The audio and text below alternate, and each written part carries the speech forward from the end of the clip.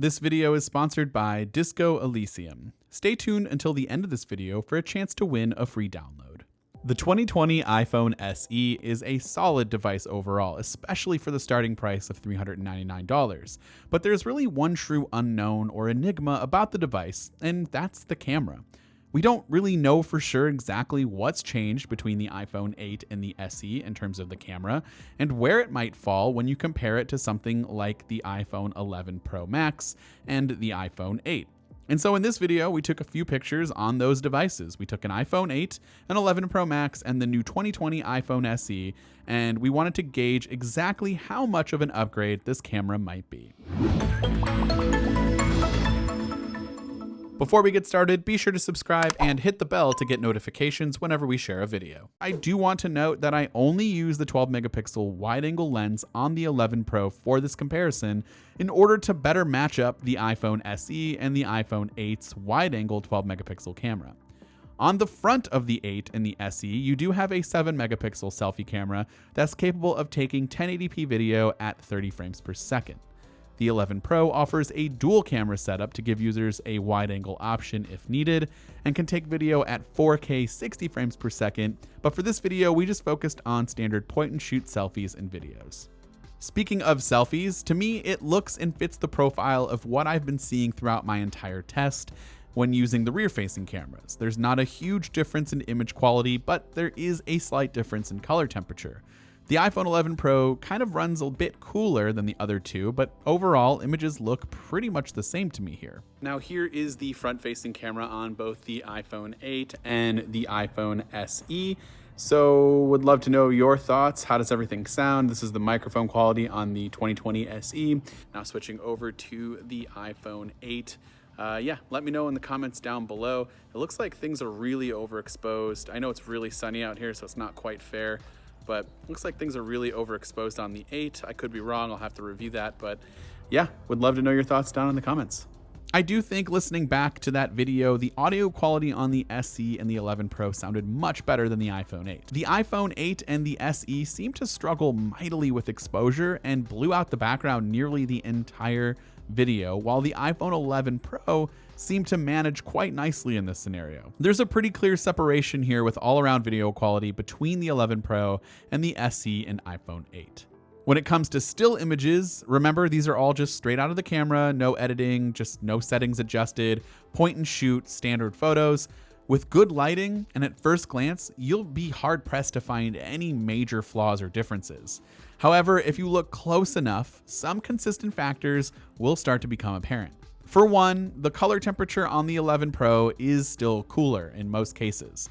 Photos just look more natural compared to the warmer hue that you get on the 8 and the SE. This is especially evident with this picture here of the sky, where it seems as if all three cameras are just interpreting its own shade of blue. The iPhone 8 offering the warmer shade of blue here. Personally, the images from the 11 Pro just look much more natural, sharp, and it just handles things better than the other two phones. But for the most part, the differences are pretty subtle when you have good lighting. Even when looking at the iPhone 8 and the SE, most of the time the images look pretty much the same to each other, but you'll notice a slight increase in sharpness where some of the images do come out a little bit more soft on the iPhone 8. In some cases, the 8 really struggles to maintain highlights at a reasonable level and can really overexpose light. Not sure if it's hardware, software, or a combination of both, but the SE seems to be more on the level of the 11 Pro in most cases when it comes to exposure. Portrait mode is tricky here because, well, the iPhone 8 doesn't have portrait mode available, so we can really only compare the SE and the 11 Pro. But I guess that's one good thing that the SE has over the 8 in terms of camera, it's portrait mode. But aside from color temperature being a slight difference, I think both performed the same. There's a lot of hair here that you can see, and both photos did a good job of separating the background between the subject, aside from a few hair strands that kind of got left in the background and didn't quite get separated properly on both devices. But again, the theme here is it looks pretty similar. Impressed with what the SE can do by strictly relying on software here and that A13 Bionic chip. Unfortunately, The SE and its software-based portraits can only focus on people and not objects like the 11 Pro can, which will cut this section short, but I do think the SE is capable of taking some very great portraits of people, and you even have the ability to adjust portrait light settings too. There's also no night mode on either the iPhone 8 or the iPhone SE, but we did take some pictures in lower lighting conditions, traditionally where the night mode would be on by default on something like the 11 or the 11 Pro, just to kind of see what you get in terms of difference. The 8 struggles mightily, which is not a surprise, and in most cases, it really has a hard time keeping the subjects in focus, and it just doesn't look good. While the iPhone SE does not let in any more light than the iPhone 8 would, at least it was able to keep the subject in focus. No matter how hard I tried, in certain cases, the 8 just would not focus properly. Obviously, the 11 Pro with night mode on by default during this test performed like a champ, giving you crispier images with a lot more light in the shot. Finally, as far as video goes on the rear-facing cameras, the iPhone 8 is only capable of taking 4K video at 24 frames per second, and so I naturally set each phone to 4K 24 frames, and it's pretty clear here that the SE and the 11 Pro do a little bit of a better job with stabilization over the 8. Image quality does look the same, but the difference here and where the advantages lie on the SE and the 11 Pro is with stability. Switching to the SE and 11 Pro and turning things up to 4K 60, really not a whole lot's changed here either. Image quality and stabilization kind of look the same. I'm not really 100% sure on this, but maybe there's an edge slightly to the 11 Pro, but again, this could just be my brain tricking me into thinking that because the 11 Pro is the more expensive device and it's supposed to be the better device. So again, would love to know your thoughts on everything that we just touched on here.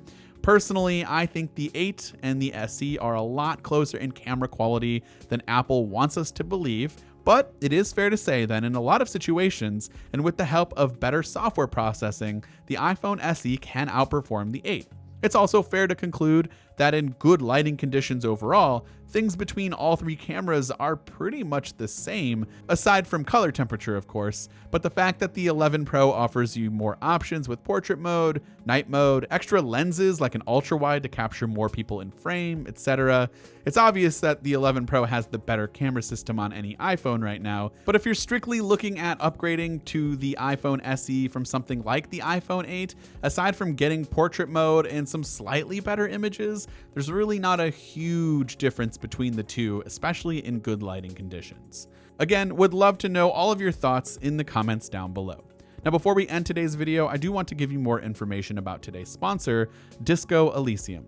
Disco Elysium is a groundbreaking role-playing game in which you are a detective with a unique skill system at your disposal and a whole city block to carve your path across. You can interrogate unforgettable characters, crack murders, even take bribes. So you can either become a hero or an absolute disaster of a human being.